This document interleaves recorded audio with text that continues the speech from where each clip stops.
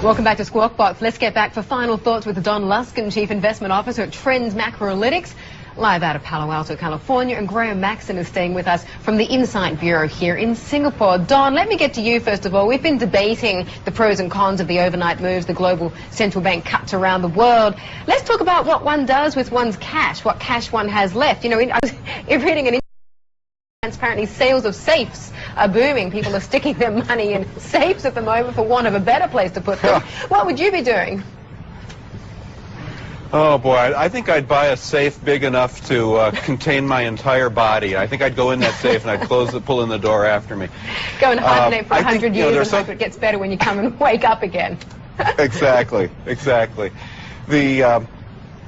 There's some things I know and there's some things I don't know, but I think one thing I really know about the way this is going to turn out is it's going to be inflationary. All the world's central banks are going to have to print their way out of this problem. They're going to have to print money, drop it from helicopters, drop it from cargo planes, whatever it takes. So that tells me that stores of value, long-term bedrock stores of value, like gold, are going to be the best performing assets over the next couple of years. I think the dollar price of gold is going to go to $2,000 an ounce within the next 6 months. I think that when you look at the spread between nominal U.S. Treasuries and inflation-protected U.S. Treasuries, the 5-year spread is about 50 basis points. Does anyone really think that the U.S. inflation rate over the next 5 years is only going to be 0.5% on average? Give me a break. So. Bet on inflation, bet on inflation, bet on inflation. It's the only way to protect yourself. Bet on gold. Graham, what do you think about that? 2,000 a troy ounce over the next 6 months. What I'm really actually quite puzzled about is why we've got the volatility index, the VIX, at a record high and so many other extremes going on in the market, and yet gold, okay, so it's back above 900, but it's not back at its record high. No, it's not. And if you look at many other currencies, it's not really moved at all in the last 10 years. I have to say, I don't agree with the inflation. I can see where Don's talking about, printing money, and they will have to print money. But on the other side, you're going to see a massive drop in asset prices. House prices in the US, in the UK, and much of Europe, falling 30, 40% in many cases. You're going to see businesses selling off assets, selling off businesses to try and create some sort of liquidity. So I think you're going to see, on one side, printing money, which is going to be inflationary, but on the other side, the real world, you're going to see people selling off everything they can to raise cash. And so we're going to see this very difficult balance. To me, the best thing to be in at this stage, until I see anything different, is cash. Just stay in cash. Yeah, cash. And then the question is which currency. Yeah, I was going to say where, which country, which right currency. now, if you look at the US dollar has been strengthening. I don't really understand why that's the case. To me, the fundamentals in the US are not strong. And you can hear the printing machine going chicken, exactly from day and night at the moment. Surely that chicken's got to come home and roost on the US dollar. Absolutely, and right. I mean, with Fannie and Freddie, they doubled the national debt in the US. That is not a healthy economy. Australian dollar's going down. That to me doesn't make much sense either. Yen's going up. I mean, a very weak economy. Case to buy the Aussie dollar now? Is it rock bottom prices, or it's got further to fall? Yeah, maybe. Stay in the currency in which you need to spend. That's the only rule I can make up at this point. Okay, parting shot from you, Don. Final thoughts.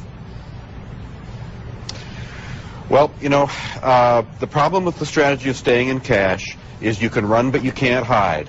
Inflation comes and gets you. It finds you.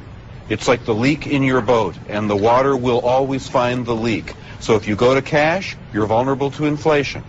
The one thing that's going to save you here is gold. That's the one thing you can count on. Okay, glittering for you, Don. Thank you very much for that. Don Luskin joining us there from Trends Macroanalytics in California. Always good to talk to you.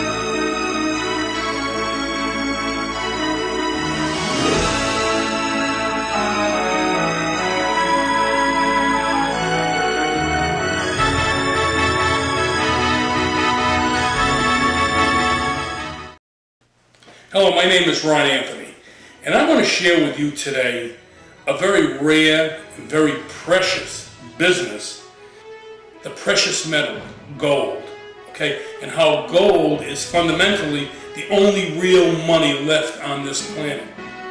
When you have a chunk of gold in your hand, it's something real and has a real value.